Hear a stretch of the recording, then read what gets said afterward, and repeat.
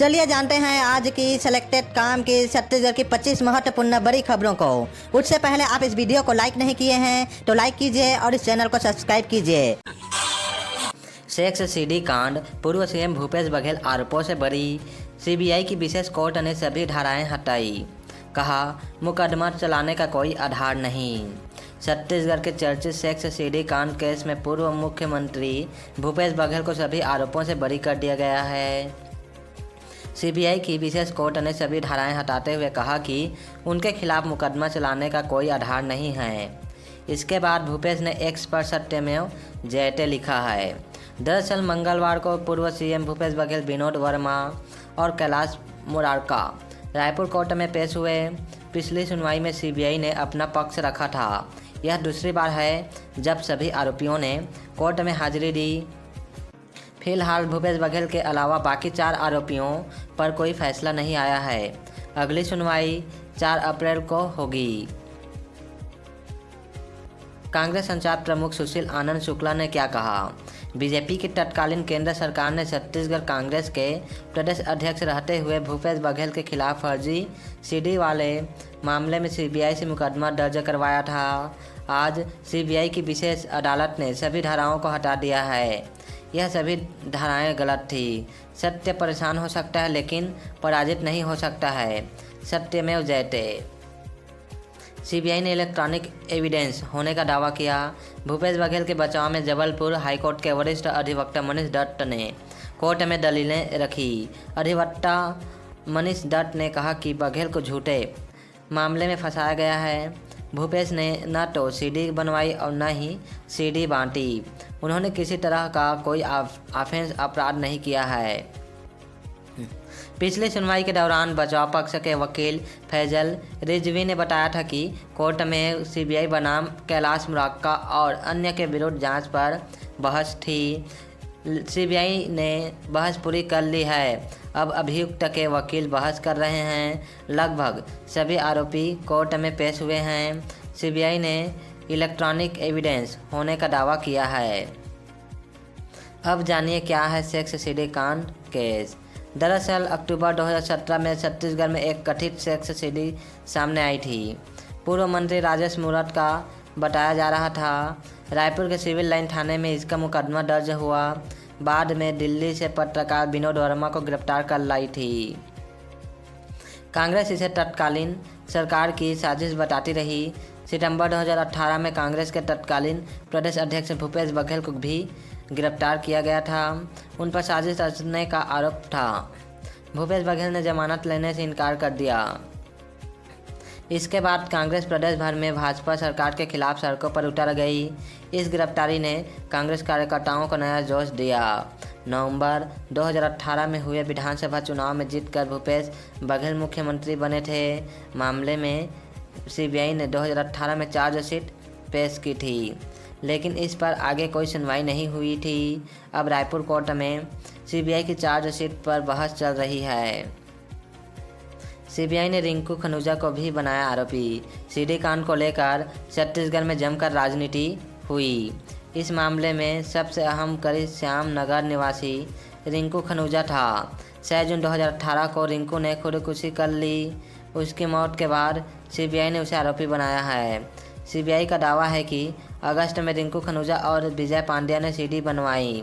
14 अगस्त 2017 को रिंकू और विजय के साथ कैलाश मुरारका खुद फ्लाइट से मुंबई गए।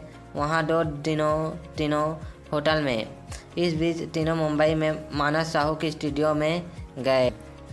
सीबीआई का दावा है कि मुंबई में सीडी देखी गई। सीडी कांड के सरकारी गवाह कारोबारी लवली खनूजा ने भी सीबीआई को बताया कि 23 अगस्त को रिंकू ने इस संबंध में उनसे संपर्क किया था। एनएसयूआई नेता ने होटल में बनाया युवती का अश्लील वीडियो सोशल मीडिया पर वायरल किया तो हुई गिरफ्तारी। प्रदेश उपाध्यक्ष पद से दिया इस्तीफा। छत्तीसगढ़ एनएसयूआई के पूर्व प्रदेश उपाध्यक्ष चमन साहू ने होटल में पार्टी के दौरान युवती का अश्लील वीडियो बनाया, फिर सोशल मीडिया पर वायरल कर दिया। अब पीड़िता की शिकायत के बाद पुलिस ने एनएसयूआई नेता को गिरफ्तार कर लिया है। मामला कांकेर जिले के कोतवाली थाना इलाके का है। वीडियो वायरल होने के बाद कुछ दिन पहले ही चमन साहू ने NSUI के प्रदेश उपाध्यक्ष पद से इस्तीफा दिया है। 14 साल से NSUI में कई पदों पर पदस्थ रहा। इस्तीफा पत्र में अब जिला कांग्रेस कमेटी में काम करने की बात कही है। पीड़िता ने 3 मार्च को शिकायत में पुलिस को बताया कि वो गोविंदपुर के रहने वाले चमन साहू को 2014-2015 से जानती है। चमन उनके घर भी आया जाता करता था। 2021-22 में एक होटल में दोस्तों के साथ पार्टी में थी। जब बाकी दोस्त चले गए तब चमन ने नशे की हालत में उनका अश्लील वीडियो बना लिया। इसकी जानकारी उसे नहीं थी। बाद में जब उसने वीडियो देखा तो उसे डिलीट करने को कहा, लेकिन आरोपी ने वीडियो डिलीट करने का नाटक किया। फिर उसे सोशल मीडिया पर वायरल कर दिया, जिससे युवती की बदनामी होने लगी। गिरफ्तार कर भेजा गया जेल। पुलिस ने मामले में चमन साहू के खिलाफ IT एक्ट की धारा 67A और अन्य धाराओं में मामला दर्ज किया। फिर 4 मार्च को गिरफ्तार कर न्यायिक हिरासत में जेल भेज दिया गया। उसका मोबाइल भी जब्त कर लिया गया है। इस्तीफा दिया जिला कार्यकारिणी में जुड़ने की बात। सोशल मीडिया पर वीडियो वायरल होने के बाद चमन साहू ने NSUI प्रदेश उपाध्यक्ष पद से इस्तीफा दे दिया है। प्रदेश अध्यक्ष नीरज पांड्या के नाम पत्र लिखकर कहा कि वो पिछले 14 साल से NSUI के कई पदों पर रहा है। अब जिला कांग्रेस में जुड़कर काम करना चाहता है, जिसके लिए त्याग पत्र सौंप रहा है। कांग्रेस नेता ने मंत्री रामविचार नेताम को कहे अपशब्द। नकल कराने के आरोप पर बोले, बलरामपुर जनपद सदस्य शासन प्रशासन तुम्हारा, मैं कैसे चीटिंग करा सकता। छत्तीसगढ़ के बलरामपुर में कांग्रेस नेता और नवनिर्वाचित जनपद सदस्य ने मंत्री रामविचार नेताम को बेवकूफ़ कह दिया। भरे मन से उन्होंने बोर्ड परीक्षा सेंटर विवाद पर कहा कि चीटिंग हो रही है तो सेंटर हटा दिए। कल थाने में अपराध हो जाए तो थाना को उठाकर हटा देना। मैं उनसे पूछना चाहता हूं कि शासन प्रशासन और फोर्स तुम्हारे हैं, मैं कैसे चीटिंग कराया। बेवकूफ़ समझता है यहाँ के लोगों को। उन्होंने भाजपाइयों का पर मारपीट की कोशिश का आरोप भी लगाया है। अब अभद्र टिप्पणी का वीडियो सोशल मीडिया पर वायरल हो रहा है। दरअसल रामचंद्रपुर जनपद क्षेत्र क्रमांक 12 से मोहम्मद बख्श चुनाव जीते हैं। बख्श अल्पसंख्यक मोर्चा के कांग्रेस प्रदेश महासचिव भी हैं। चुनाव जीतने पर उन्होंने 26 फरवरी को विजय जुलूस निकाला था। यहाँ जनसभा में उन्होंने मंत्री रामविचार नेताम को लेकर कई बातें कही। इस मामले में बीजेपी ने 4 मार्च को रामानुजगंज थाने में शिकायत कर FIR दर्ज करने की मांग की है। रामचंद्रपुर से 10वीं 12वीं की परीक्षा सेंटर को इस साल हटा दिया गया है। रामचंद्रपुर में बोर्ड परीक्षा के करीब 500 छात्र हैं, जिन्हें दूर मछुआ, डामर, लोढ़ा और गाजर भेज दिया गया है। मोहल्ला बख्श ने कहा कि अनुरुद्धपुर से इसे लेकर लोगों ने मंत्री रामविचार नेताम से सवाल किया तो उन्होंने कहा कि बख्श नकल कराता था, इसलिए सेंटर हटाया है। इससे पहले रामचंद्रपुर में स्वीकृत सेंटर को गाजर और मछुआ डामर में ले गए। अनिरुद्धपुर में चुनाव के कैंपेनिंग के दौरान मंत्री ने कहा था कि अब जानिए मोबाइल बख्श ने क्या कहा। आदरणीय रामविचार नेताम जिन्होंने भाषण में अनिरुद्धपुर में क्या कहा, वहां के लोगों ने सवाल उठाया था कि माननीय हमारे क्षेत्र से 10वीं 12वीं का सेंटर उठाकर बथुआ, डामर, गाजर और लोढ़ा में कर दिया गया। बताइए हमारे बच्चे कहाँ जाएंगे। उनका जवाब था यह सेंटर बख्श की वजह से ट्रांसफ़र हुआ है। बताया गया था ना क्यों हुआ है। पूछने पर मंत्री जी ने कहा कि बख्श चीटिंग करवाता था, सामूहिक नकल करवाता था, इसलिए यहाँ के सेंटर को उठाकर बथुआ, डामर, गाजर और लोढ़ा में किया गया है।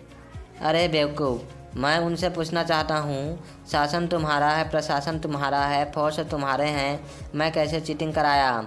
बेवकूफ़ समझता है, यहाँ के लोगों को पागल समझे हो। शासन तुम्हारा है, केंद्र अध्यक्ष को सस्पेंड करना चाहिए, प्रिंसिपल को सस्पेंड करना चाहिए, सेंटर को नहीं यहीं लगाना चाहिए था। यह क्या तर्क है कि चीटिंग हो रही है तो सेंटर हटा दिए, कल थाने में अपराध हो जाए तो थाना को उठाकर हटा देना। बक्स का आरोप, भाजपाइयों ने मारपीट की कोशिश की। बक्स ने यह आरोप भी लगाया है कि मंगलवार को रामानुजगंज जनपद में भाजपा की से जुड़े लोगों ने बड़ी संख्या में उन्हें घेर कर मारपीट की कोशिश की। वे जनपद अध्यक्ष उपाध्यक्ष के चुनाव के लिए रामानुजगंज गए थे।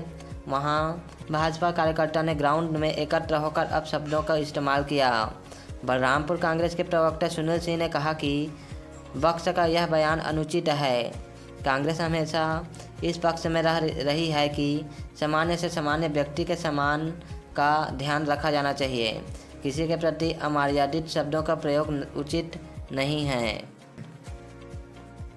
मूरत जी मंत्री कब बनेंगे? कांग्रेस विधायक बोले 2047 में।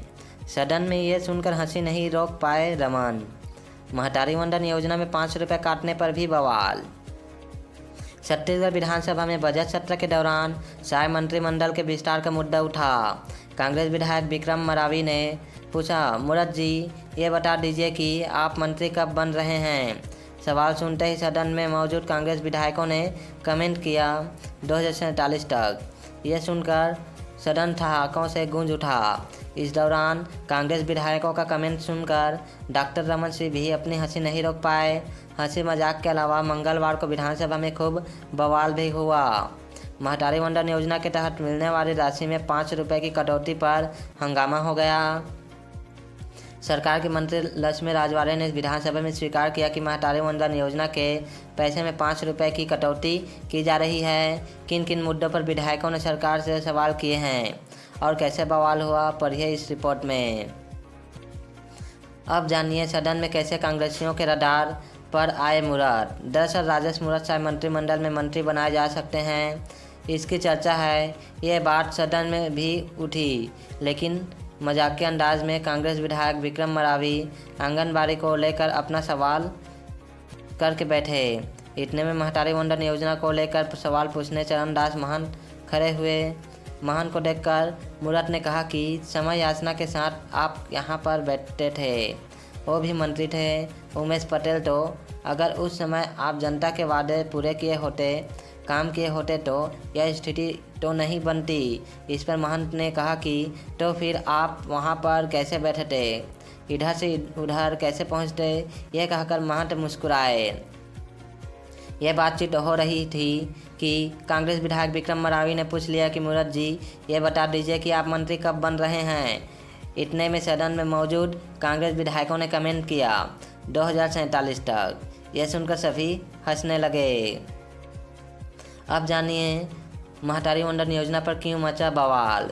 कांग्रेस विधायक उमेश पटेल ने पूछा कि जो महिलाएं 60 साल के ऊपर हैं, शादीशुदा हैं या परित्यक्ता हैं, वो महतारी वंदन योजना की हितग्राही हैं, तो उनको जो पेंशन मिल रही है उसे काट रहे हैं या महतारी वंदन 500 कम करके दे रहे हैं, क्या सही है? मंत्री लक्ष्मी राजवाड़े ने जवाब दिया, जो 60 साल से ऊपर की आयु की महिलाएं हैं उनका पेंशन नहीं काटा जा रहा है, उनको अंतर की राशि दी जा रही है। उमेश पटेल ने पूछा कि मतलब महतारी वंदन योजना के 1000 नहीं दे रहे हैं ना, अंतर की राशि कितनी है? मंत्री लक्ष्मी राजवाड़े ने कहा कि जी अंतर की राशि 5 रुपये है, उन्हें काट कर 5 रुपये ही दे रहे हैं। मंत्री से जवाब मिलने पर उमेश पटेल ने कहा कि तो यह सरकार धोखा है। भाजपा ने घोषणा पत्र में सभी को 1000 देने की बात कही है। आज जो महिलाएं सबसे ज़्यादा ज़रूरतमंद हैं, जिनको सबसे ज़्यादा आवश्यकता है, छत्तीसगढ़ में अगर किसी की सेवा करने की आवश्यकता है तो बुजुर्ग महिलाओं की है। आप उन बुजुर्ग महिलाओं को पैसे काट कर दे रहे हैं, यह तो सीधा सीधा सलावा है। इसे मुद्दे को लेकर कांग्रेस विधायकों ने हंगामा कर दिया। वहीं मंत्री लक्ष्मी राजवाड़े ने कहा कि आप लोग सरकार में थे तब तो कुछ किया नहीं, आप लोगों ने विधवा महिलाओं को पैसे देने का वादा किया, कुछ नहीं हुआ। हमारी सरकार ने तो कम से कम महिलाओं को राशि दी है। यह सुनने के बाद सदन में विधायकों ने वॉकआउट कर दिया। वादे पूरे करने 23,000 करोड़ की कर्ज लेगी सरकार। पहले से 98,000 करोड़ का लोन है। सैलरी सब्सिडी में खर्च होगा। बजट का 74% पैसा। छत्तीसगढ़ के वित्त मंत्री ओपी चौधरी ने 1,65,000 करोड़ का बजट पेश किया है। इसमें से 74% सरकारी कर्मचारियों और नेताओं को मिलने वाले वेतन भत्ते, योजनाओं के अनुदान और लोगों को दी जाने वाली सब्सिडी में खर्च होगा, यानी करीब 1,23,750 करोड़ इन्हीं खर्चा में चला जाएगा। इसके बाद जो बचेगा वो विकास के कामों में लगेगा। विकास के प्रोजेक्ट और चुनावी वादों को पूरा करने सरकार लोन भी लेगी। इस बार के बजट डेटा के मुताबिक सरकार करीब 23,000 करोड़ का लोन लेगी। छत्तीसगढ़ की विधानसभा में सरकार की ओर से दिए गए ब्यौरों के मुताबिक प्रदेश पर कुल 98,757 रुपये कर्ज है। अब एक्सपर्ट से समझिए सरकार के पास पैसा कहाँ से आता है, कहाँ जाता है, राज्य की माली हालत कैसी है।